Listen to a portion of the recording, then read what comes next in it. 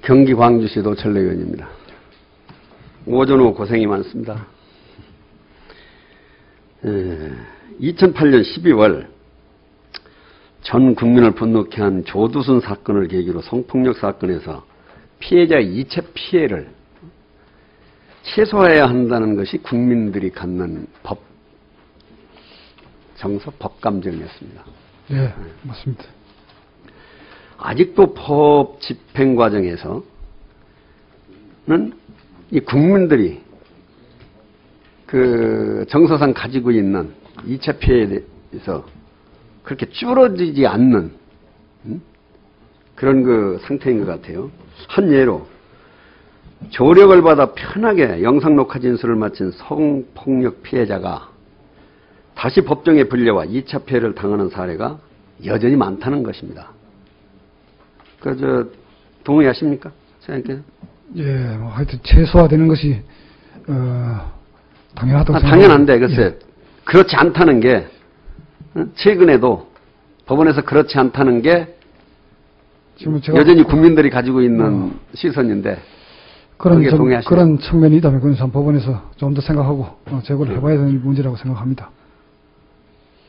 지난 4월 친딸을 성폭행한 혐의로 아버지를 구속 기소한 사건이 발생했죠. 예. 기억하십니까? 예, 예. 재판 과정에서 가해자 아버지 측 변호인입니다. 피해자가 검찰 조사에서 거짓말을 했을 가능성이 있어서 영상물을 복사해야겠다며 법원에 복사 요청을 하였어요. 그런데 법원은 피고인 방어권을 최대한 보장해야 한다며 복사를 허락했습니다. 그랬죠? 예.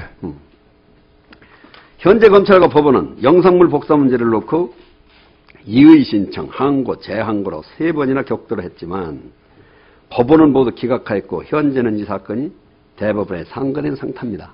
예, 알고 있습니다. 자, 대법원 상고된 걸 앞으로 예측을 하는 말씀이 아니고 이 이의 신청하고 항고하고 재항고하면서 이렇게 3번이나 왔다 갔다 하는 그 이유, 사유를 한번 좀 설명해 보십시오. 그러니까 국민들 이해를 좀 구하기 위해서. 영상 녹화물에 대해서 지금 말씀하신 대로 변호인이 이제 그게 증거물로 제출될 것이니까 그 증거물에 대해서 제대로 시청을 할 수 있어야 피고인 방어권 행사하는 데 도움이 될 수 있을 것 같다. 그러니까 좀 보자. 그러니까 검찰에서는 열람만 하지 복사는 안 된다. 이제 법원에서는 허가를 하면서 이제 변호인인 경우에는 복사를 할 수 있는 복사 신청을 할 수 있는 권한이 법적으로 이제 보장되어 있습니다. 근데 말씀하신 대로 이제 특히 성피해자인 경우에는 2차 피해의 문제도 생기고 하니까 신중해야 되는 것은 당연한 말씀이고요. 그래서 법원에서는 허가를 하면서 조건부로 시청 허가를 했습니다. 변호인만 보는 조건을 부과를 해가지고 시청 허가를 했습니다. 그런데 이제 검찰에서는 그것도 곤란한 거 아니냐. 자칫하면 변호사가 시청한다는 핑계로 또 바깥으로 유출됨으로 인해서 제2의 지적하신 대로 제2의 피해가 또 처리될 수 있는 것 아닌가 해서 이제 그 점을 둘러싸고 지금 분쟁이 아직 해결이 안 돼서 대법원까지 사건이 올라와 있는 그런 상태. 물론 영상물에 대해서 음성 변조와 모자이크 처리까지도 하긴 했어요. 그건 아는데 그러면 그 피해자가 현장에서 할 때 그걸 상황을 보면서 자기 거라는 건 당연히 알죠. 자기가 했다는 거라. 알 수 있죠. 어쨌든. 예. 그러면 그 자체가 2차 피해인데 그거는 근본적으로 좀 제도적으로 막을 수 있는 피고인의 입장에서 또 본다면은 피해자 입장에서 보면 뭐 당연한 말씀인데요. 피고인 입장에서 보면 이게 유죄로 인정되는 경우에는 중형의 체의적 사건입니다. 그러니까 그걸 범죄로 다투고 있는 피고인의 변호인 입장에서는 그 증거에 대한 동의라든지 그 사실 파악을 하기 위해서 시청을 하고 복사를 요구할 수 있는 권한은 또 있는 것 아닌가. 특히 아동 성폭행은 특히 가해자가 아버지거든요. 이런 건 중형을 선고해야 되는 게 사회적 합의인데. 네, 인정되면 뭐 중형이 선고되겠지요. 예. 사회적 합의인데 그거를 2차 피해에 대한 염려는 전혀 어떻게 보면 고려하지 않고 물론 그 모자이크까지는 했다고는 하더라도 그 법원에서 그건 잘못 판단한 게 아닌가 싶어서. 예. 근데 나는 그래서 계속 추궁을 하는. 재판부에서도 나름대로는 지금 지적하신 그런 2차 피해를 상당히 우려하면서 결정을 했던 것으로 아는데요.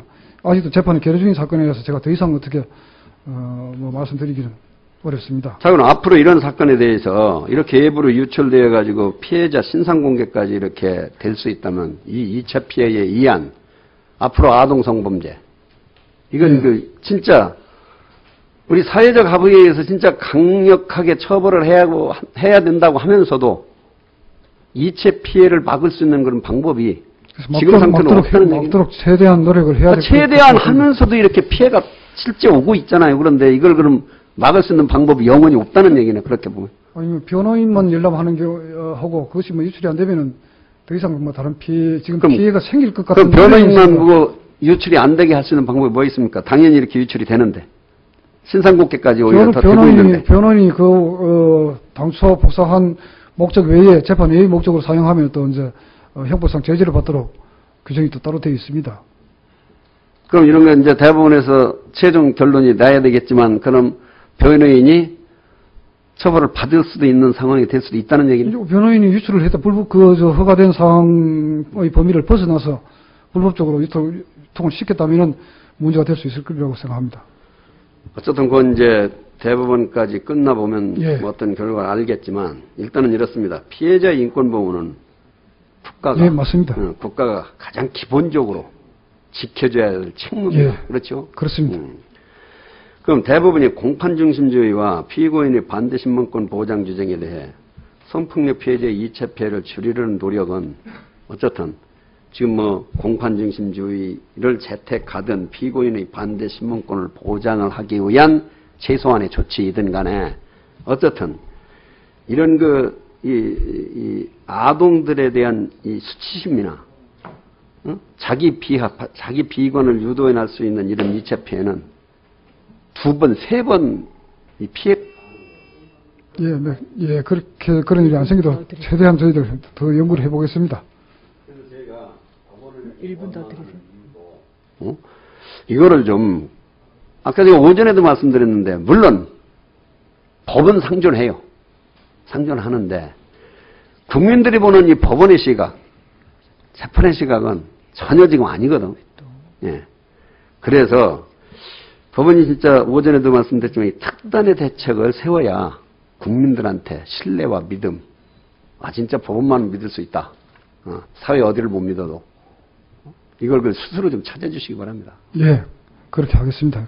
아침에도 잠시 말씀드렸습니다만은 법원으로서도 특히 이제 지적하신 것과 같이 국민들이 보는 사건 내용에 따라서 국민들이 보는 시각하고 판사들이 재판하면서 느끼는 시각하고 어떤 분야에 있어서는 상당한 괴리도 있다고 생각을 합니다.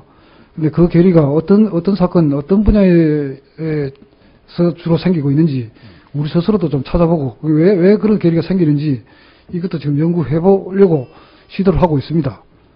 그전부터 뭐 그런 점, 지금 지적하시는 그런 점을 유념해서 지금 벌써 연구에 착수를 한 상태입니다. 예. 네, 수고하셨습니다. 다음은 민주당의 박범계 의원님 질의해 주십시오. 네, 그 다음에 서영교 의원입니다.